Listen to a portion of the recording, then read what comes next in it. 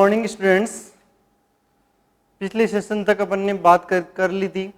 धान की खेती के बारे में अपन ने पढ़ लिया था, मक्की की खेती के बारे में अपन पढ़ चुके थे। आज के इस सेशन में हम बात करेंगे जवार की वैज्ञानिक खेती के बारे में। स्टूडेंट्स, जवार एक राजस्थान की क्लाइमेट के लिए या राजस्थान की जलवायु के लिए एक महत्वपूर्ण फसल है। जवार की खेती अपने राजस्थान में लगभग सभी जिलों में की जाती है। भारत में भी कई राज्यों में इसकी खेती की जाती है। जवार जो फसल है उसका दूसरा नाम है केमल क्रॉप। इसको केमल क्रॉप भी कहा जाता है। जवार का दूसरा नाम है केमल क्रॉप। जवार को क्या कहा जाता है? केमल क्रॉप भी कहा जाता है। ठीक है। जवार का वैज्ञानिक नाम क्या होगा? वैज्ञानिक नाम सोरगम बाइकलर। Sorghum bicolor. इसका कुल होता है स्टूडेंट्स ग्रेमिनी या पोएसी। घास कुल भी बोला जाता है इसको। जो अनाज वाली फसल है, अनाज वाली दो फसलें पढ़ चुके हैं, तीसरी फसल है ये जवार। इसका उत्पत्ति स्थल है अफ्रीका। इसका उत्पत्ति स्थल माना जाता है अफ्रीका को। गुणसूत्र संख्या इसमें है 2n बराबर 20। गुणसूत्र संख्या कितनी है? 2n बराबर 20। इसमें स्टूडेंट्स कार्बोहाइड्रेट की मात्रा पाई जाती है।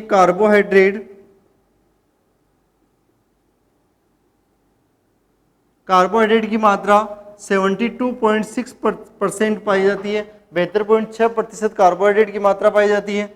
उसके अलावा इसमें प्रोटीन की मात्रा 11 से 12% पाई जाती है। जवार में प्रोटीन पाया जाता है कितना? 11 से 12%।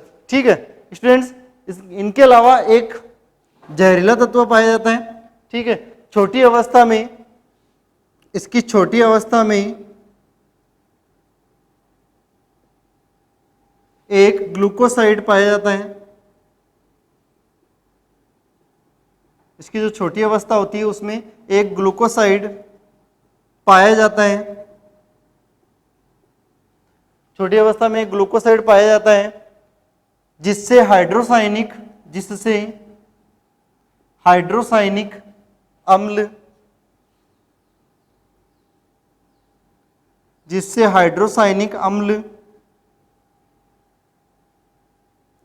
का निर्माण होता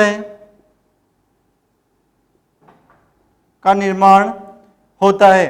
देखो स्टूडेंट्स, छोटी अवस्था नी स्टेज पर जो अपने घुटनों तक की जब अवस्था हो जाती है इसकी, उस अवस्था पर इसमें एक ग्लूकोसाइड पाया जाता है जिस ग्लूकोसाइड से हाइड्रोसाइनिक अम्ल HCN हाइड्रोसाइनिक अम्ल का निर्माण होता है।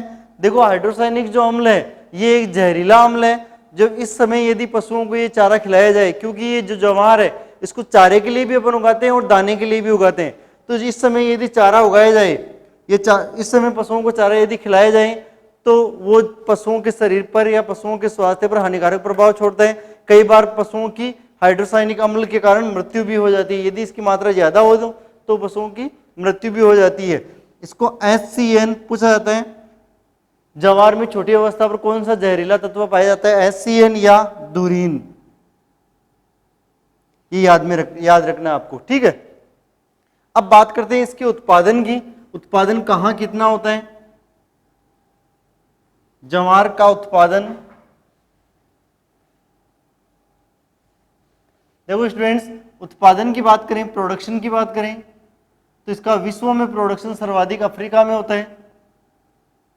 विश्व में अफ्रीका महाद्वीप में सर्वाधिक उत्पादन होता है। अफ्रीका के बाद में उत्पादन होता है भारत में। उत्पादन में दूसरी नंबर पर कौन आता है? भारत आता है। भारत में बात करें, भारत में इसका सर्वाधिक उत्पादन महाराष्ट्र राज्य में होता है। भारत में इसका सर्वाधिक उत्पादन कहां होता है? महाराष्ट्र में। और राजस्थान में बात करें, राजस्थान में इसका उत्पादन कई जिलों में होता है। टोंक, पाली, अजमेर, कोटा। टोंक, पाली, अजमेर, कोटा झालावाड़, इन जिलों में ज्वार का अच्छा उत्पादन होता है। बाकी जिलों में भी होता है लेकिन सर्वाधिक उत्पादन इन्हीं जिलों में होता है। ठीक है स्टूडेंट्स, अब बात करते हैं इसकी जलवायु के बारे में, किस प्रकार की जलवायु चाहिए, इसके इंपॉर्टेंट पॉइंट जो भी है, जलवायु, मृदा,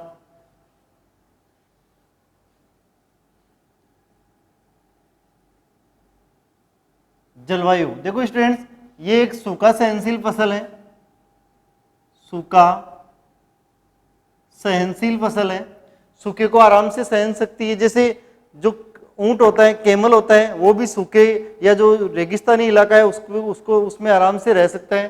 तो उसी प्रकार सूखा सहनशील फसल है ज्वार। ठीक है, इसकी जो जलवायु है वो गर्म व शुष्क जलवायु आवश्यक होती है इसके लिए, गर्म व शुष्क जलवायु उपयुक्त मानी जाती है। इसकी वृद्धि के लिए जो उचित तापमान है वो 32 से 35 डिग्री सेल्सियस होता है, तापमान 32 से 35 डिग्री सेल्सियस अच्छा माना जाता है। ठीक है स्टूडेंट्स, अगला पॉइंट है अपना मृदा, सॉइल। देखो स्टूडेंट्स, किस प्रकार की मृदा चाहिए, अच्छे जल निकास वाली, अच्छे जल निकास वाली, बलुई दोमट या दोमट मृदा, बलुई दोमट या दोमट मृदा अच्छी मानी जाती है। उपयुक्त पीएच मान की बात करें तो इसका उपयुक्त मृदा पीएच मान 6.5 से 7.5 यदि रहता है तो वो सबसे अच्छा माना जाता है ज्वार की खेती के लिए। ठीक है, अगला है इसकी किस्में, अगला पॉइंट है किस्में।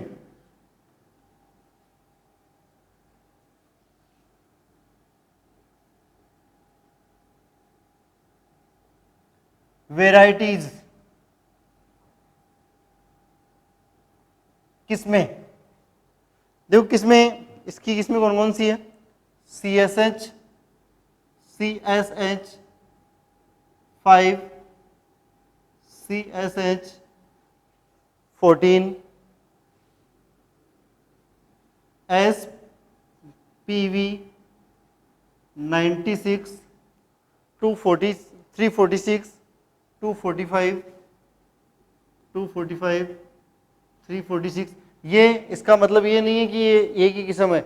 SPV 96 अलग है, SPV 245 अलग है, SPV 346 अलग है। ठीक है, अगली है CSV 13, CSV 13। अगली किस्म है प्रताप जवार 1430, प्रताप जवार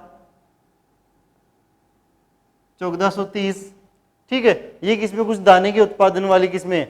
अब बात करते हैं बहु कटाई वाली किस्में, जो चारे के लिए उगाई जाती है और जिनकी कटाई ज्यादा की जाती है, बहु कटाई वाली, एक से अधिक कटाई वाली किस्में। ठीक है, तो वो है मीठी सूडान MP चरी, मीठी सूडान MP चरी, मीठी सूडान MP चरी, पूसा चरी 23, पूसा चरी 23, जवाहर चरी 69, पूसा चरी 23, जवाहर चरी 69। ये जो किस्में हैं ये बहु कटाई वाली किस्में चारे के लिए उपयुक्त मानी जाती है। ठीक है, जब चारा उगाते हैं, जैसे रिजगा उगाते हैं, उसकी कई कटाइयां करते हैं, पशुओं की जिस प्रकार आवश्यकता होती है उसी प्रकार कटाई करते हैं। तो यहाँ पर भी उसी प्रकार है, बहु कटाई वाली किस्में ये MP सूडान, सॉरी मीठी सूडान, MP चरी, पूसा चरी 23, जवार चरी 69। अब बात करते हैं एक कटाई वाली किस्में। एक कटाई वाली किस्में वो किस्में हैं जिनको दाने और चारे दोनों के लिए उगाया जाता है, दाने और चारे दोनों के लिए उगाया जाता है। पहले दाना प्राप्त कर लेता है, कई बार चारा भी, केवल चारा ही प्राप्त किया जाता है। जब बड़ी अवस्था में हो जाती है जवार तो उसको एक साथ काट लिया जाता है। एक कटाई वाली किस्में कौन सी है, CSV 1520, CSV 15, CSV 20, CSV 20। ठीक है, राजस्थान चरी 1, पूसा चरी, राजस्थान चरी, राजचरी 1, पूसा चरी। ये जो किस्में स्टूडेंट्स, ये किस्में एक कटाई वाली किस्में हैं। अब इसकी इंपॉर्टेंट ध्यान में रखनी है, इंपॉर्टेंट लगाना है, प्रथम संकर किस्म, first hybrid variety, CSH first, इसकी प्रथम संकर किस्म कौन सी है? CSH फर्स्ट प्रथम संकर किस्म है। IARI न्यू दिल्ली के द्वारा विकसित की गई है। IARI Indian agriculture research institute नई दिल्ली के द्वारा विकसित की गई है। ठीक है स्टूडेंट्स, अगला अपन बात करें, एक अधिक उपज वाली भी किस्म है, इसमें भी लिख लेना, अधिक उपज वाली किस्म, हाई यील्डिंग वेराइटी, अधिक उपज वाली किस्म है CSV1, CHH फर्स्ट है, वो first hybrid variety of sorghum है, पहली हाइब्रिड वेराइटी है, और अधिक उपज वाली किस्म CSV1 है। ये थी इसकी किस्में कुछ। ठीक है, अब बात करते हैं इसकी बीज दर की। बीज दर, बीजोपचार,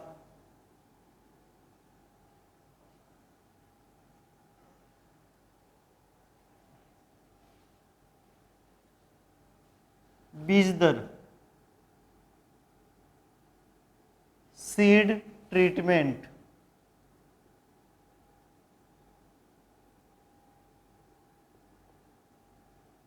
बीज दर, सीड ट्रीटमेंट। देखो स्टूडेंट्स, बीज दर अलग अलग उद्देश्य के लिए अपन उगाते हैं, उसी प्रकार अलग अलग है। अनाज वाली फसल के लिए केवल जो अनाज या दाना के लिए उगाते हैं, अनाज या दाना उत्पादन के लिए उगाते हैं, तो इसकी बीज दर रहेगी 9 से 10 किलो प्रति हेक्टेयर, 9 से 10 किलो प्रति हेक्टेयर। चारा व दाना दोनों के लिए उगा रहे हो, चारा व दाना यदि दोनों के लिए उगा रहे हो तो 15 से 20 किलो, 15 से 20 किलो प्रति हेक्टेयर। और केवल चारे के लिए उगा रहे हो, बहु कटाई चारे के लिए उगा रहे हो,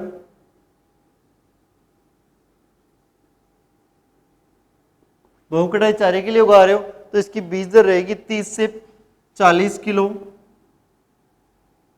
प्रति हेक्टेयर। ठीक है, तो ये स्टूडेंट्स इसकी बीज दर है। अब पढ़ते हैं इसका बीजोपचार।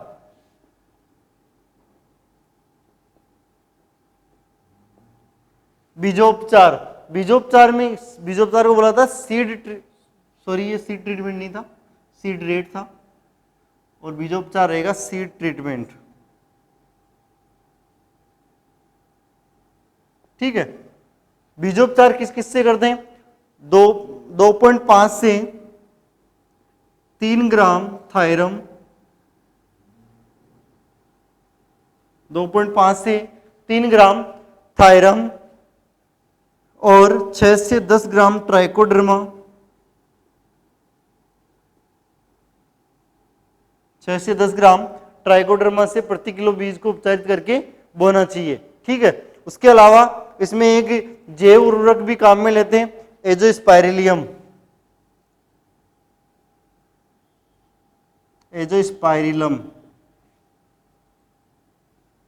जैव उर्वरक, एजोस्पाइरिलम जैव उर्वरक को भी काम में लिया जाता है। जिस प्रकार धान में एजोला काम में लिया जाता है, बीजीए ब्लू ग्रीन एल्गी नील हरित शैवाल काम में लिया जाता है, उसी प्रकार ज्वार में भी बीजोपचार के लिए जो जैव उर्वरक काम में लेते हैं वो एजोस्पाइरिलम जैव उर्वरक काम में लिया जाता है। तो इस प्रकार जैव उर्वरकों को इस प्रकार इसमें बीजोपचार है।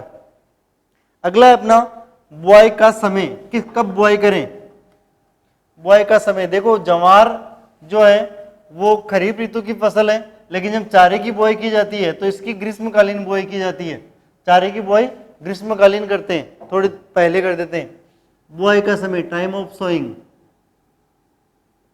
बुआई का समय, टाइम ऑफ सोइंग, बुआई का समय। देखो बुआई का समय क्या रहेगा? वर्षाकालीन समय रहेगा, वर्षाकालीन ऋतु रहेगी, वर्षा ऋतु। और वर्षा ऋतु में भी कब? जून जुलाई का समय। जून जुलाई का जो समय होता है वो सबसे अच्छा माना जाता है। जून जुलाई का समय, या कह सकते हैं कि जब बारिश होती है, वर्षा मानसूनी वर्षा प्रारंभ होते समय, जब मानसूनी वर्षा प्रारंभ होती है वह समय सबसे अच्छा माना जाता है बुआई के लिए, ठीक है। और जब चारे के लिए उगाते हैं इसको, जब चारे के लिए उगाते हैं तो लगभग इसको अप्रैल मई में ही उगा लेते हैं। जहां पर पानी की उपलब्धता है वहां पर इसको हरे चारे के रूप में उगाया जाता है और अप्रैल मई के समथिंग इसकी बुआई कर दी जाती है पशुओं को हरा चारा उपलब्ध कराने के लिए। अगला है इसका L/12 कितनी है वो बता देता हूं मैं। L/12 कतार से कतार की दूरी है। L/12 का मतलब है स्टूडेंट्स कतार से कतार की दूरी, लाइन इंटू लाइन डिस्टेंस। कतार से कतार की दूरी इसमें 45 सेंटीमीटर रखी जाती है। कतार से कतार की दूरी कितनी रखी जाती है? 45 सेंटीमीटर। पी इंटू पी पौधे से पौधे की दूरी रखी जाती है 12 से 15 सेंटीमीटर। पौधे से पौधे की दूरी 12 से 15 सेंटीमीटर रखी जाती है। और बीज की गहराई, जब बीज बोते हैं तब बीज की गहराई 1.5 से 2 सेंटीमीटर रखी जाती है। बीज की गहराई कितनी रखी जाती है? 1.5 से 2 सेंटीमीटर रखी जाती है। तो ये था बुआई का समय। और इसमें जो कतार से कतार की दूरी है, ये कतार से कतार की दूरी 45 सेंटीमीटर रहेगी। पौधे से पौधे की दूरी 12 से 15 सेंटीमीटर रहेगी। बीज की गहराई 1.5 से 2 सेंटीमीटर गहरा बीज बोना चाहिए। यदि अधिक गहरा बो देते हो तो उसमें बलकृत सुसुप्त अवस्था वाली कंडीशन क्रिएट हो जाती है और उससे अंकुरण पर हानिकारक प्रभाव पड़ता है। अगला है खाद एवं उर्वरक। अगला पॉइंट है खाद एवं उर्वरक।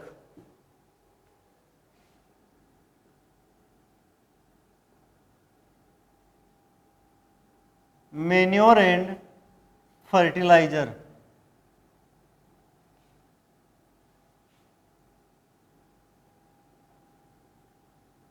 खाद एवं उर्वरक। खाद एवं उर्वरक में सबसे पहले बात करते हैं FIM की। FIM का मतलब होता है students farm yard manure. Farm yard manure को हिंदी में बोला जाता है गोबर की खाद। क्या बोला जाता है? गोबर की खाद। गोबर की खाद चाहिए इसमें 15 से 20 टन प्रति हेक्टेयर। 15 से 20 टन प्रति हेक्टेयर गोबर की खाद डाली जाती है, ठीक है। नाइट्रोजन चाहिए इसमें 80 किलो। फास्फोरस चाहिए 40 किलो प्रति हेक्टेयर। ये इसमें खाद एवं उर्वरक की आवश्यकता होती है। देखो खाद एवं उर्वरक, यहाँ पर खाद तो दी हुई है गोबर की खाद, और उर्वरकों में उर्वरक नाइट्रोजन युक्त उर्वरक रहेगा और फास्फोरस युक्त उर्वरक रहेगा। नाइट्रोजन तत्वों की पूर्ति के लिए अपन जैसे यूरिया काम में लेते हैं, कोई भी नाइट्रोजन युक्त उर्वरक काम में ले सकते हैं। और फास्फोरस युक्त उर्वरकों के लिए SSPA, SSPA, TSPA, DSPA जो भी है इनको काम में लेते हैं, या DAPA जो भी काम में आता है। तो ये थे खाद एवं उर्वरक। अब बात करते हैं इसकी सिंचाई की। देखो मैंने सबसे पहले बताया था कि सूखा सहनशील फसल है, बहुत कम पानी की आवश्यकता होती है, ठीक है। अधिक समय तक बिना पानी की ये जीवित रह सकती है। जैसे ऊंट अधिक समय तक बिना पानी जीवित रह सकता है रेगिस्तान में, उसी प्रकार ये अधिक तापमान पे बिना पानी के लिए जीवित रह सकती है। कम पानी की इसको आवश्यकता होती है। तो देखो जब वर्षा ऋतु होती है, वर्षा ऋतु में इसको कोई भी प्रकार की सिंचाई की आवश्यकता नहीं होती। ये निरंतर वर्षा होती रहे तो कोई भी प्रकार की सिंचाई की आवश्यकता नहीं होती। और यदि इसको चारे के लिए उगा रहे हो तो कहीं ना कहीं इसको जल्दी बढ़वार करानी है अपने को, तो उसमें 7 से 10 दिन के अंतराल पर सिंचाई करनी पड़ती है। 7 से 10 दिन के अंतराल पर। और वर्षा ऋतु में भी यदि 7 से 10 दिन के अंतराल पर बारिश आ जाती है तो सिंचाई करने की कोई आवश्यकता नहीं रहती। और इस समय यदि बारिश नहीं आती तो अपने को कृत्रिम रूप से सिंचाई करने की आवश्यकता रहती है। जलमांग कितनी है? पूछा जा सकता है कि इसकी जलमांग कितनी है। वाटर डिमांड, जलमांग 450 से 650 mm। 450 से 650 mm, 450 से 650 mm इसकी जलमांग है सिंचाई करने की, ठीक है स्टूडेंट्स। बात करते हैं, अगला है कीट। इसके कीटों के बारे में, कौन कौन सी इसमें कीट किस प्रकार हानि पहुंचाते हैं।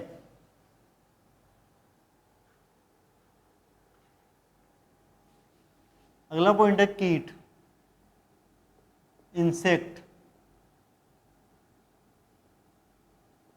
पहला कीट है इसमें तना मक्खी या पररोह मक्खी।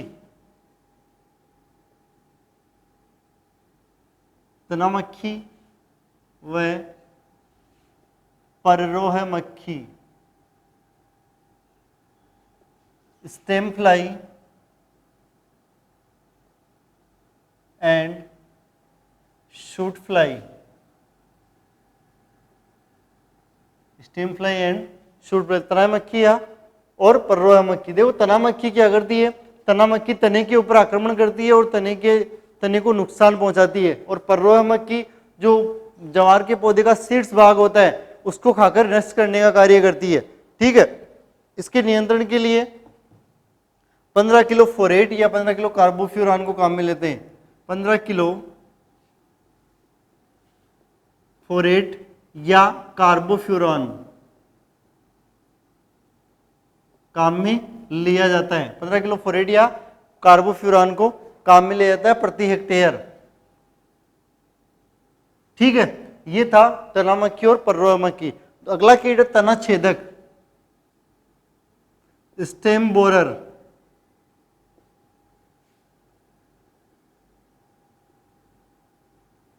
तना छेदक ये क्या करता है, तने में छेद करने का काम करता है। तने में छेद करके तने को अंदर से खोखला बना देता है, जिससे इसमें डेड हार्ट की बीमारी हो जाती है। डेड हार्ट की प्रॉब्लम हो जाती है किसमें, जवार में। डेड हार्ट क्या होता है, डेड हार्ट मतलब जब तने में छेद करता है और उसको अंदर से खा जाता है, जो उससे ऊपर वाला भाग सूखना प्रारंभ हो जाता है, इसलिए उसको बोलते हैं डेड हार्ट। पूछा जा सकता है डेड हार्ट किस कारण होता है, वो तो किस कारण होता है, तना छेदक के कारण होता है डेड हार्ट। ठीक है, इसका नियंत्रण भी सेम रहेगा, वही 15 किलो फोरेट या कार्बोफ्यूरान को प्रति हेक्टेयर काम में लेते हैं। देखो कब लेते हैं, जब फसल की बुआई की तैयारी करते हैं, फसल की बुआई की तैयारी करते हैं, उस समय मृदा में मिलाया जाता है 15 किलो फोरेट और 15 किलो कार्बोफ्यूरान। ठीक है, अगला है इसमें रोग। अगला पॉइंट है रोग, डिजीजेज। रोग, रोग कौन कौन से लगते हैं, देखो एक तो लगता है स्मट रोग। पहला है दाने का कंड रोग, ग्रेन स्मट, दाने का कंड रोग, ग्रेन स्मट। देखो ये कवक जनित रोग है, दाने का जो कंड रोग है ये कौन सा है, कवक जनित रोग है। ध्यान रखना है, दाने का कंड रोग या जो स्मट रोग होता है वो हमेशा कवक जनित रोग ही होता है। इस रोग में होता है क्या स्टूडेंट्स, इस रोग में जो दाने होते हैं, दानों पर इसका आक्रमण होता है और दानों के अंदर भूरे और काले रंग का पाउडर भर जाता है। दानों में भूरे और काले रंग का पाउडर भर जाता है, तो इस प्रकार इसको दाने का कंड रोग कहा जाता है। ठीक है, और भूरे रंग का पाउडर भर जाएगा, दाने का आकार थोड़ा बड़ा हो जाता है, जिसे बाजरे में भी होता है। बाजरे में भी मैं बताऊंगा इसके बारे में। ठीक है, दूसरा रोग है स्टूडेंट्स एंथ्रेक्नोज।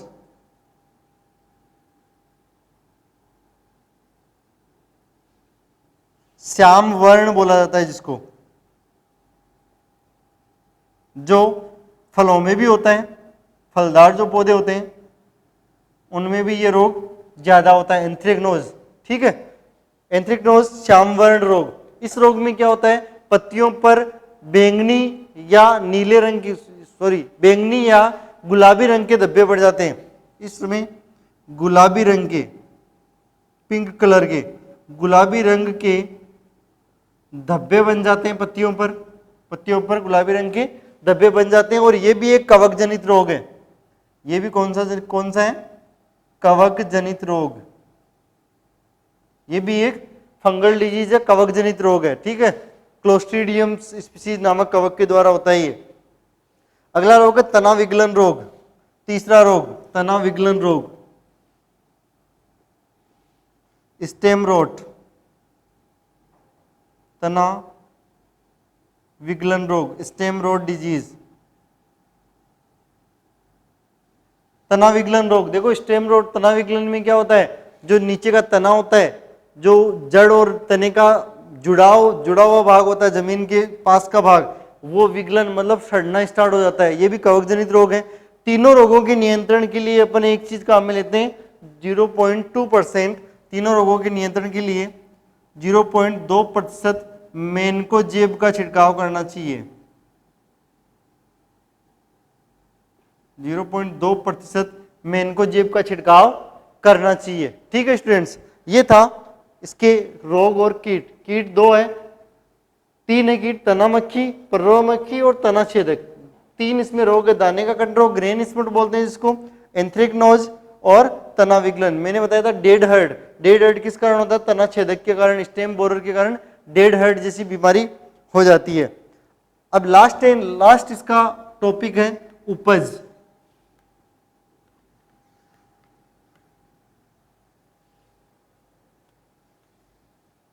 अगला टॉपिक है इसका उपज, यील्ड, उपज कितनी प्राप्त होती है प्रति हेक्टेयर इसकी। देखो स्टूडेंट्स, उपज देसी जो किस्में, देसी किस्मों की 10 से 15 क्विंटल उपज प्राप्त होती है। देसी किस्मों की 10 से 15 क्विंटल उपज प्राप्त होती है। देसी किस्मों की कितनी प्राप्त होती है, 10 से 15 क्विंटल प्राप्त होती है। संकर किस्मों की जो हाइब्रिड वेराइटीज हैं, संकर किस्मों की उपज 30 से 35 क्विंटल प्रति हेक्टेयर प्राप्त होती है। 30 से 35 क्विंटल प्रति हेक्टेयर प्राप्त होती है। तो ये था स्टूडेंट्स ज्वार की खेती के बारे में। तो ज्वार की खेती के बारे में जो महत्वपूर्ण बिंदु है उसमें एक HCN हाइड्रोसाइनिक अम्ल जिसको धुरीन बोला जाता है उसके बारे में ध्यान रखना है। ज्वार को केमल क्रॉप कहा जाता है उसके बारे में आपको ध्यान में रखना है। ज्वार में डेड हर्ड चीज किसके कारण होती है, तना छेदक कीट के कारण होती है, उसको ध्यान रखना है। ज्वार की खेती सबसे ज्यादा भारत में महाराष्ट्र में होती है, विश्व में अफ्रीका महाद्वीप में सबसे ज्यादा होती है। ज्वार में प्रोटीन की मात्रा 10 से 12% पाई जाती है। ज्वार में गुणसूत्र संख्या 2n बराबर 20 होती है। इन कुछ इंपॉर्टेंट पॉइंट्स को ध्यान में रखना है अपने को, ठीक है स्टूडेंट्स। तो आज के सेशन में इतना ही, कल के सेशन में अपन अगली क्रॉप के बारे में डिस्कस करेंगे। तब तक के लिए थैंक यू, टेक केयर।